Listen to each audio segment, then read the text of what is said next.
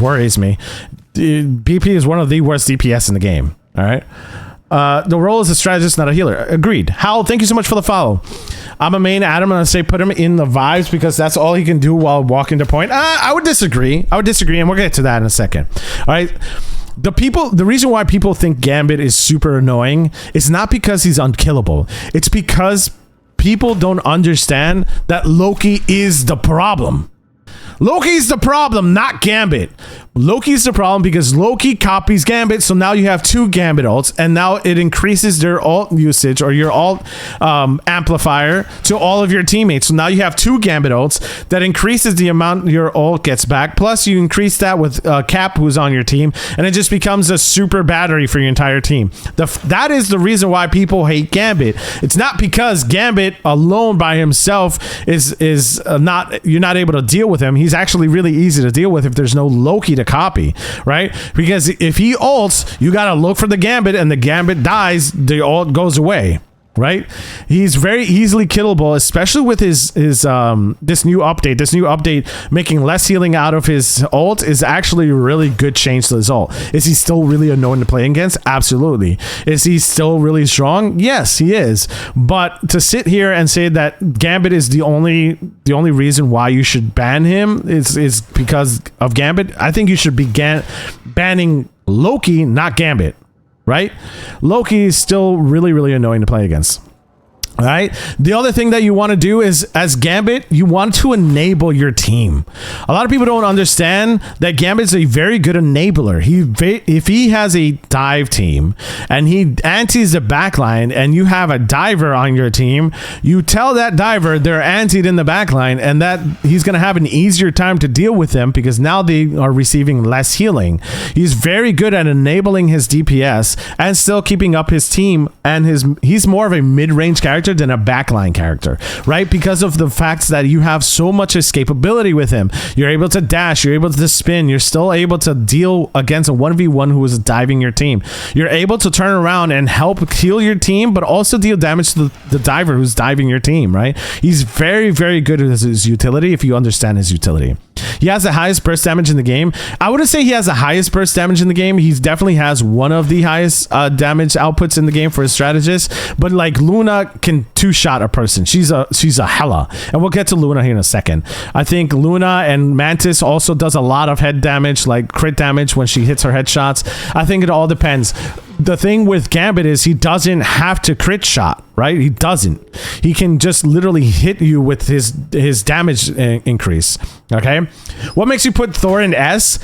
His mobility, his facts that he can brawl, he can dive, he has high damage output, he can do overshield just by pressing a button, okay? He is a very good tank, and if he plays with the right team, he can be a menace, all right? And he can push and pull people into your team. We'll get back to the Thor, all right? Iron Fist at B? Yes, Iron Fist is at B. I think Iron Fist has way too many counters right now. I think his biggest issue is his block.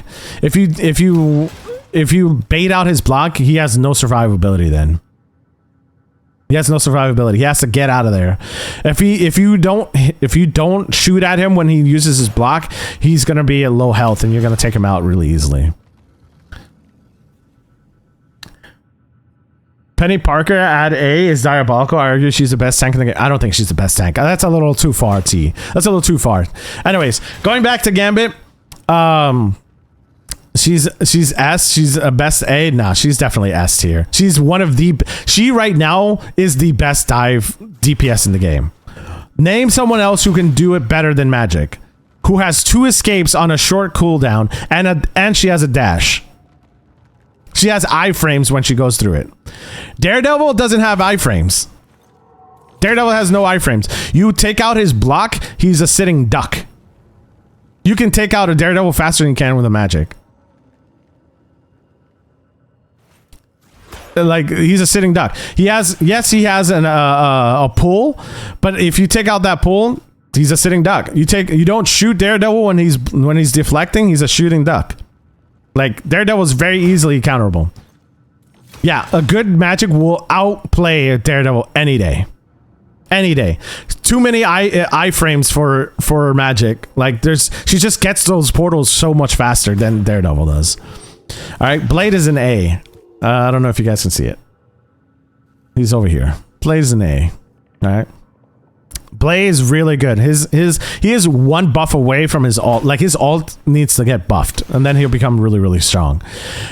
I have honestly never played Gambit, so my opinion on him is inviolable. I'll save my stuff for Jeff. No problem. Look, Gambit is one of the strongest supports in the game. Again, we're going back to Gambit because that's where we're at. We're in supports. He's the strongest support in the game. Next person, I mean, this is very non-arguable. Like, you can't argue against this. Invis and Gambit are very strong in this game right now.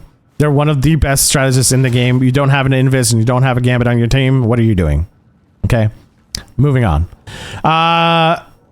Ultron. Ultron is I would even put him in C tier. Ultron's the C tier. He just doesn't do well in the double support comp. He's got a good buff to him, but he just doesn't do enough healing output to be in a dual support comp. It's really hard to keep an Ultron up. Okay, now, is he bad? No, he's not always bad. He's actually good in certain situations, but that doesn't make him better than like a Sue or a Gambit. Sue or a Gambit are definitely better. Okay. Thank you so much for the shares, guys. I really do appreciate it. Thank you. All right. So moving on, pretty self-explanatory there. All right. We're going to go to Mantis. I think Mantis is extremely strong. I think she's better than an Ultron, especially with the fact that she has, I'm going to put her here so you guys can see her. I think she's strong. She's got her damage boost. She has her good healing output. She has a decent ult. The problem with her, again, is that if you don't have a good synergy with your other support, Mantis doesn't become a throw pick, but she comes harder because if they have heavy poke, Mantis can't keep up with the heavy poke. However, if your team understands to play around corners and your team understands that she gives a damage boost, so if you have like a Punisher on your team or a Bucky or even a Hawkeye or a Phoenix or a Hela or a Star-Lord and you damage boost them, it becomes easier for Mantis to sustain the team, which makes it easier for her to play. I don't think she's an A tier character, but it's all very dependent on the team comp and understanding the play around her, right? She is very viable, I think, in two support comps if the team understands to play around the Mantis and around her healing output, right? She also deals damage. She's not a heal bot, right? So I think she's very, very strong, especially there are a lot of good supports out there. I have a lot of good friends that play Mantis. We all know Dylan Dubs plays Mantis. We all know Ashlyn FPS plays Mantis. Like, there's a lot of different support strategists who play Mantis very, very well. I play Mantis very, very well. The problem with Mantis, again, it comes down to understanding how to play around her, right? It's understanding how to play around her. Where's Punisher? Punisher's A. Punisher's A, right? So understand to play safer around her. Yes, exactly. You have to play safely with a Mantis. It's not that Mantis is bad as a second support. It's that you can't be going head on against a heavy poke comp knowing that you have a Mantis as a second support, right? So that's really what it comes down to. It comes down to understanding your team composition and how you can play around the Mantis. I think she's better than Ultron in a two support comp. She has more utility for that, and she has a really good sleep, right? She has a really good sleep. I don't think she's A tier. I think she's B tier because there are other people that do it better than her. I think Loki is obviously a very strong character. I think he's an S tier character. His ult is very strong. He can copy any support ult. He has his runes, which is another support ult. He can use constant evasion. He's extremely strong. Now, when you go up against a Moon Knight, it becomes really annoying, but if you know how to play against a Moon Knight, you sustain your team fairly easily, right? Mantis on BT is crazy. Loki does it better. He can copy any ult. Loki just does it better. Invis does it better. Gambit does it better. Rocket does it better, right? The problem with Mantis is her low healing output. That's the problem. That's literally the problem. The problem is her low healing output. If she were to get her healing output increased again, if she gets a micro buff, I think she can easily be an A tier or an S tier candidate. Yeah, Loki is just better. He can copy any support ult, any DPS ult, any ult in the game generally. So Loki is going to be an S tier candidate. Possibly an S plus tier, depending on the team comp. All right? Cloak and Dagger. Chat, I have a lot of things to say about Cloak and Dagger. How many of you in here are Cloak and Dagger mains? I know there's a lot of people in my community that play Cloak and Dagger. And you might not like what I'm about to say about Cloak and Dagger. All right? You might not like what I'm about to say about Cloak and Dagger. All right, she is not an S plus tier character. She's not even an S tier character. Okay, the problem with Cloak and Dagger right now is that people don't play her correctly. That's the problem. Okay, she has low healing output. Okay, she has low healing output in regards to the way that she uses her dagger form. However, okay, her veils are very strong. Right? If you guys play together and you use her bubble is the strongest part of her kit now, along with her light veil. All right? If the Cloak and Dagger understands to use her bubble not selfishly, unless you're being dove all the time, then that's when you can use your bubble. But if you use your bubble non-selfishly, she can easily be an S tier character. But I don't think she's an S tier character. I think there's a lot of counters to Cloak and Dagger right now. I think she's a strong A character. I don't think she's a strong S character. All right. Good morning, Red Jewel. All right. I think she's a strong character in general. She's very strong, but she's easily counterable with one shots. So you can also drag her out of her ult and she becomes easily susceptible to that. So it's like, there's a lot of things that you can counter with her ult, and she has low healing output with the team. So imagine, I want you guys to imagine this. This is why I'm telling you she's an A character.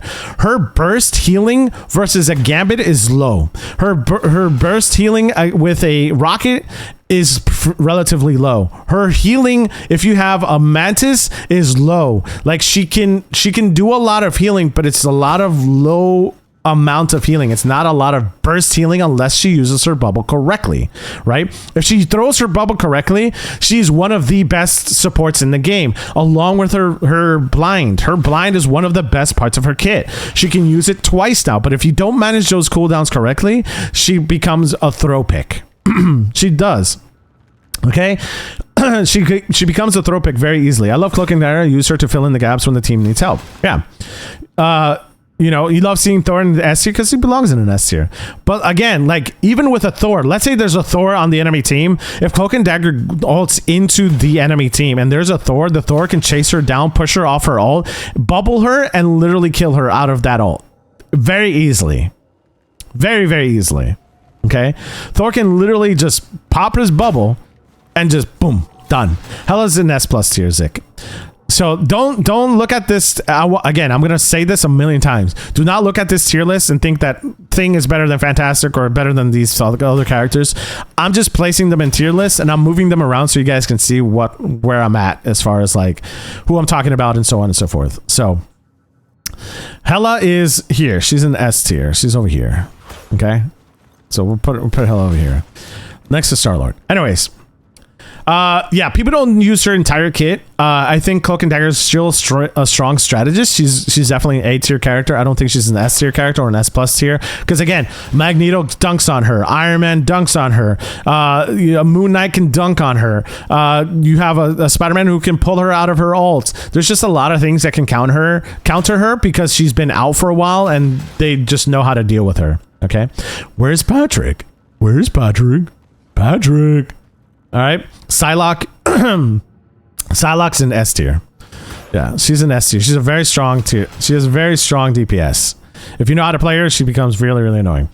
All right, so again, Cloak and Dagger, very strong. I think she's better in a two-player support comp than a Mantis, obviously, and she obviously goes well against others really strong strategists. Okay, so we have 3 characters left, chat. We have 3 characters left. We've been talking for almost 2 hours now on this tier list. All right, Adam. I hate putting him in. I hate the fact that I have to put him in here. Adam is just too weak to go on his own. He cannot be played in a 3 support comp. Or I'm sorry, in a 2 support comp. Are there people who are cracked at Adam out there and that can really do well with him? Yes. Okay. However, he's not very good with 2 supports. He's a lot stronger in 3 support comps. I think he's one of the strongest characters in a 3 support comp because he has his soul bond, he has his burst healing, and he has his res that he gets fairly quickly. Okay, so in a 3 support comp, Adam can be really, really strong. He's one of the strongest characters next to a Mantis, right?